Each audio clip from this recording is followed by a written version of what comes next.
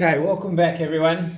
As I mentioned, next two rigs I want to try the running sinker, sometimes referred to a Carolina rig or a slip sinker, very much the same concept. And I'll see if I can do the fish feeder one, which is very similar in a way, but just to design different purposes. And I include in the description as to why I like the description to the designs of the different rigs and what they're used for, so that you can figure out why I'm doing them a certain way and what fishing you're sort of aiming for with those ones. And as always, as I've mentioned, my personal preference is always to start out with a clip swivel on the top, so I can attach this straight to my fishing line and I can switch and change my rigs as I need to, because you never know what's going to be biting and you never know which one's going to work in which conditions. Now the slip sinker or the Carolina rig revolves around running sinkers on the main line that are enabled to slide up and down. This is by the way, the polymer knot, so simple figure of 8 under, over, through the gap, and you feed your swivel through. I do a few of these in each of the videos, so I cut down on some of the extras just so you don't have to watch these being done every time, but just in case, a refresher is always nice to have. So we tighten these up and we get a nice tight knot at the very end, and then we trim off the excess, and that's the starting point for this rig. All right, now get rid of that. Now what was I going to mention? All right, so the reason why I do the clips, just in case you forgot, I have these figures of 8s that are on all my rigs. From my braid, I do an easy FG knot, and I have a short distance, like say about that amount, from my braid to my fluorocarbon leader. And we always use fluorocarbon leader because it's invisible to the fishies. Less artificial, more chance that they will be attracted to your stuff. And I just clip them on and off, and that's why I use it that way. So it's personal preference, so whatever you want to put at the top is up to you. Now with the slip sinker, the idea is essentially, now you can use any types of sinkers depending on the circumstances. You might want to go a heavier sinker or a lighter sinker. So these are usually using beads or the ball sinkers for your slip ones. So for this one, I'm going to go my heavier ball sinker, because I want to get a bit more distance on my cast, so I want to go a ball sinker. Now before I do that, you have these little beads. You don't have to use beads, but you can put beads on. This one, it protects the knots for the sinker banging up and down it and damaging the knot.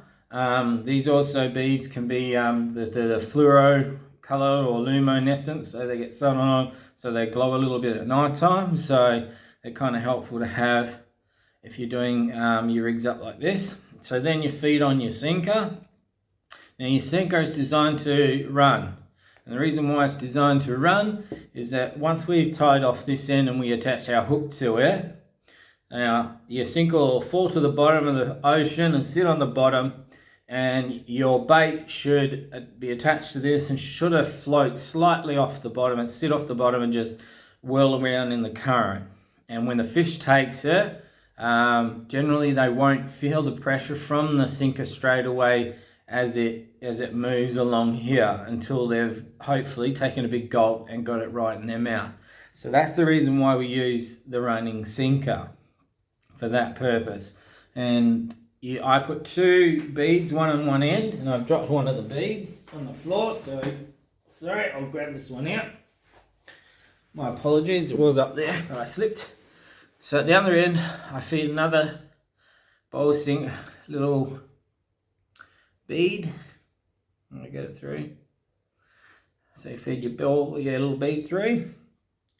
Now it's up to you how much line that you use for your running sinker,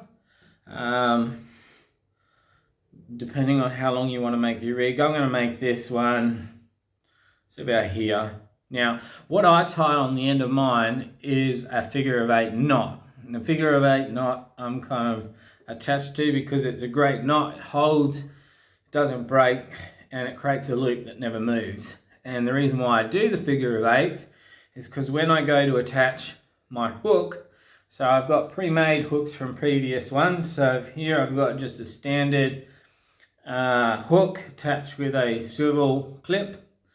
In this one I have a normal swivel. In this case though, I'm using a smaller for a soft plastic. So the idea is if I put a figure of 8 on the end, all I need to do is clip in and out depending on which hook I want to go for. And even if you want, you can jack on a gang when it doesn't stick to the bloody stuff. You can stick a gang onto this if you really want to. Nothing's stopping you from trying different stuff. So I put the 2 beads on, attached it on, and I tie a figure of 8 on the end. Now, a figure of 8 is really easy not to do.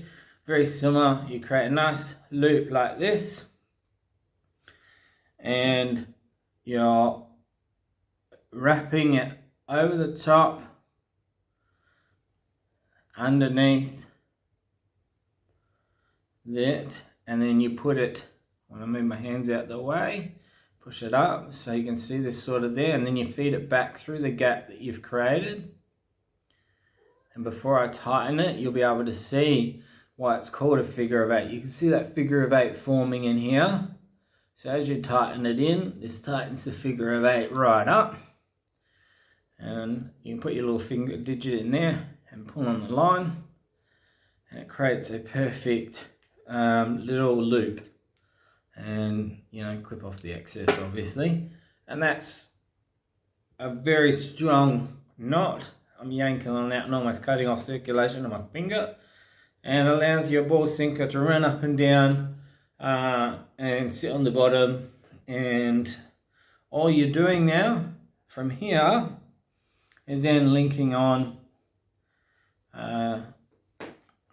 we'll undo the clip. Say for example, just looking on a normal, because this is one that you're using for lots of different fish. You can use it for, I was going to put a normal hook, but it looks like I put a soft plastic hook on. So then you've just clipped on your soft plastic lure or soft plastic hook, and so that clips onto your main line, and then this floats down the bottom. So what happens is you cast out, this sinks down to the bottom of the ocean, sits like this. This is then all free. So you can see this is just swinging free in the ocean current. Usually good for bait, so you'd probably use your normal hook like this with some bait on the end of it, and it just sits in the ocean floating with the current.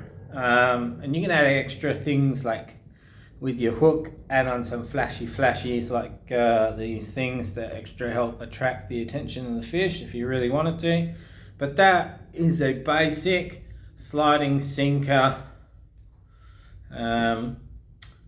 or Carolina rig. Very simple to make up, really quick, and essentially that's it. You can make, I would make a couple of, when I go out fishing, because this is why you like using my clips and my figure of 8, is that I can quickly change in and out from a normal hook to soft plastic hook, gang hook, smaller hooks, and all sorts. But I might make a couple of these done with, say, different size sinkers, so that if I need to get extra distance, I can do if I want heavier weight. So I'd probably make maybe 3 or 4 up, and starting at the heavier sinkers and then working down. So I've got a couple of options. So if the conditions mean that I've got to cast further because it's windy, I'll use the heavier sinker to get it out there. And this means that when the fish grabs the bait, it starts pulling the bait, until bang, it hits your main line, you get the pressure. And that'll stop some of those spookier fish who think, I'll grab this and I'll see what happens. So that is a very basic running sinker. As you can tell, simple to do up, easy to have done.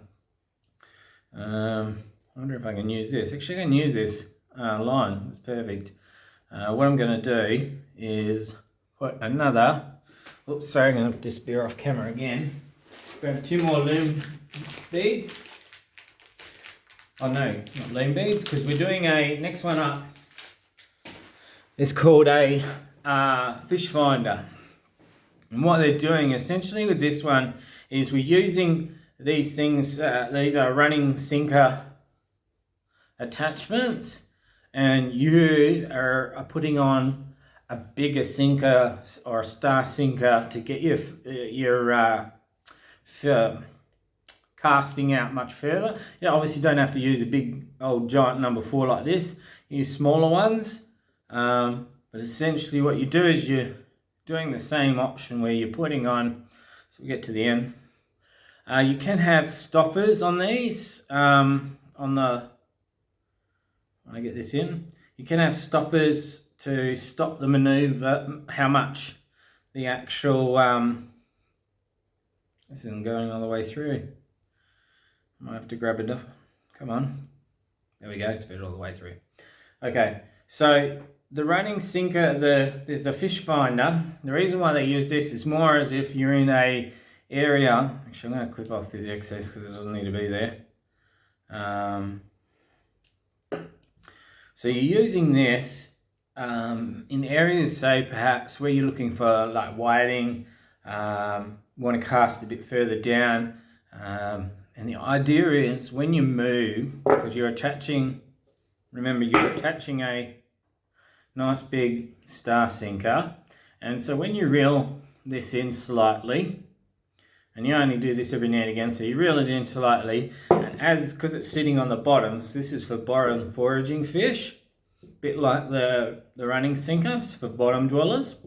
So when you're doing your bottom dwellers, this sits on the bottom, and when you pull it a bit, when it hits, because we're going to tie a loop knot off at the end, when it hits the end here, it drags a bit, which causes a lot of sand and stuff to float up, and then the bait's sitting behind, sitting behind it, and that sort of then attracts the attention of the fish because it thinks there's the smell of a fish down there, there's a bit of sand kicked up, it's a distressed fish that's might be hurt, might be a good chance to go after it. So this is a good one for trolling up and down some flattish beaches where there's not a lot of structure, and you're looking for something like whiting who are sitting along the bottom just swimming along, and they might see a bit of sand movement, which means there's some indication of some bait fish, and then you'll have your hook off to the end. So what we're going to put on the end here is a simple clip sinker. Sorry, not clip sinker, just a simple clip. And I didn't grab enough up when I was down there before, so I'll grab one now. Sorry again, guys. So simply all you're doing here is you're then going to put a clip on the end so that you can attach a hook onto it. So this will be going towards the hook, this will be going towards the main line. So give yourself, I'd say about that much, so enough. Similar idea is the fact that the fish won't feel the sinker straight away when it takes the bait. So I'd say about that much. I'm probably doing, so I might cut a little bit off because this is probably a bit long. But I will probably make it shorter as I go doing this particular knot that I like to do. I'll try and do it nice and quick without messing it up. So simple one, actually bugger it. Let's do a different one for reminder's sake about the fact there's other ones out there. So let's just do a clinch. So we twisty around the main line. And do this like 5, 6, 7, 8, how many times you want. Feed it back through the bottom loop at the end.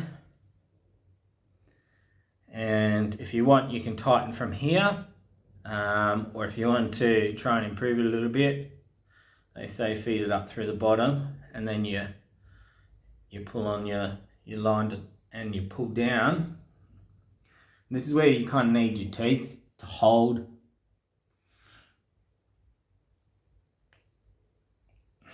So that's done better. To hold this, you know, the string off the edge, it's better to hold that with your teeth while you pull on the main line to tighten up all the loops. So this one's just got snagged on one of the little loops, so I'm just moving it out so I can tighten it up properly.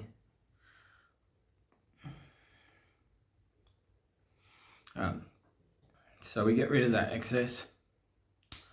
So that is the initial setup for your fish finder, and probably a bit longer than I would normally do, but hey, play with it as you will. But like you can see, look at that, nice slides up and down, good cast rate because you can get a fair distance out, and then all you attach is a simple hook onto the end, and when this is on the main line, you get a nice cast distance because of the star sinker. Remember, the star sinker can change. You don't have to use this particular one, can be any one, size-wise, whatever, to get your distance. And you have enough distance here between the clip and the loop so that the fish doesn't quite notice the artificial stuff down the bottom. Now what happens is, because this is sitting right on the very bottom, this floats up slightly and drifts with the current, and when you move this down the bottom every now and again, creates a bit of sand that gets thrown up, and that sort of helps attract the fish to the bait that's sitting down the bottom. That is essentially, and very quickly done, a fish finder. Now there's two variants that you can do to both of these, where you add a float into it. Now,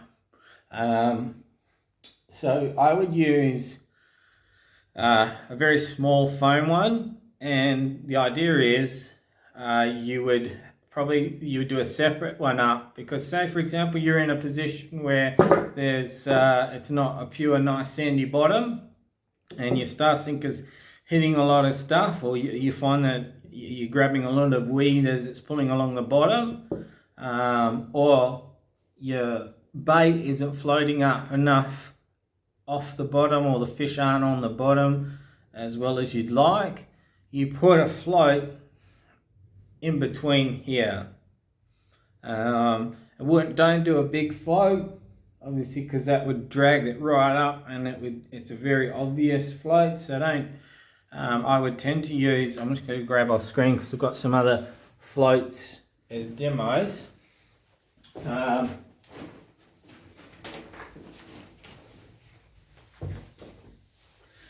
There's the little foam floaties that you can get. I don't have a picture of one right now, but you wouldn't use something like this, because that's something you'd use at the very top of your rig if you're looking for surface fish. So you wouldn't use something like this. You would use one of the small foam floats that feed through the line, and I would probably put beads in between it to prevent it from moving too much and to keep it away from the bait as best as possible. I'd probably put it on the other side of my running sinker here. I'd probably put it right towards this end here, so that it pulls the float slightly off the bottom, gives the best chance for your bait to float up slightly. So even if you used, say, you know, like our popper little popper floats, something like that at the very end, even if you subbed out this for this, you can do that and then put a little bait on the end or a bit of soft plastic on the end. You're getting the advantage of a floating piece of bait, and the tassels and everything that goes with it. So I would actually prefer, if you wanted to go for the floating version on both rigs, if you wanted to get it off the bottom, use a small float, something like that.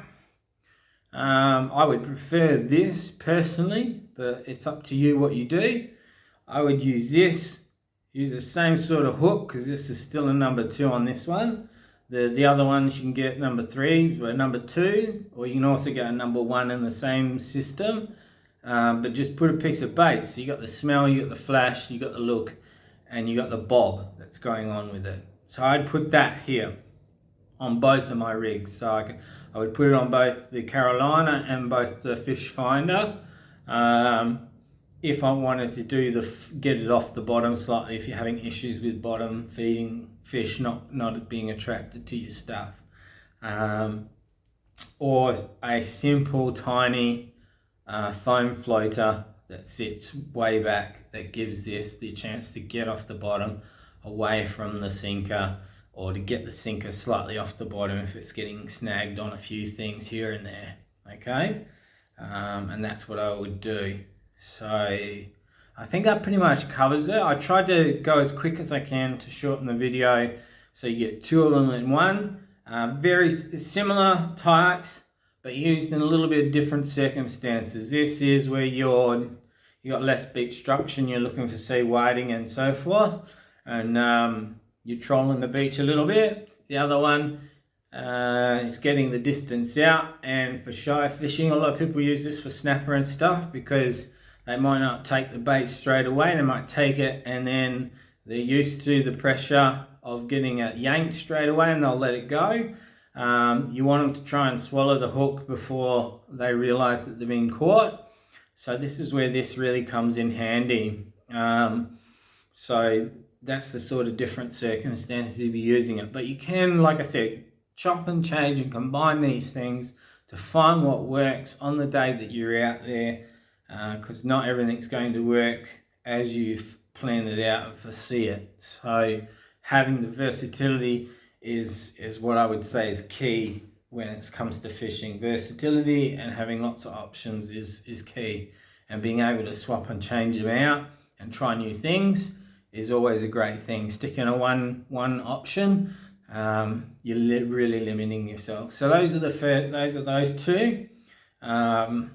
Any questions, comments and stuff, stick them down. I'm happy to answer. And if you've got better ideas out there, feel free to swing them through, and I can change my stuff up. And someone's mentioned instead of using a dropper loop, try T-knot. So I'm going to do a demo of doing that with the Paternoster rig and see what the difference is, just because it's a suggestion and I take those on board, and I like to try those out as well, because I don't know everything, and where it's a community we learn from each other. So feel free to please subscribe, check us all out, and next rigs will be coming out shortly again. And I think the next one we'll do is say the pulley rig and a floating style rig. So something looking for fishing close to the top of the surface. So if the fish are off the bottom and you want to go for top fishing, we're going to look at that. And the pulley system is similar to these types, where they're not really realizing they got a bite on, but they're a little bit more complex. Okay, so those will be the next couple that I'll come out with, and then finally we'll look at lures and soft plastics and how to rig those up properly. So that's some more stuff to look forward to. So keep in touch, and I guess that'll be enough for me for now, because it's probably already running too long. And thanks again, everybody, and I appreciate you tuning in.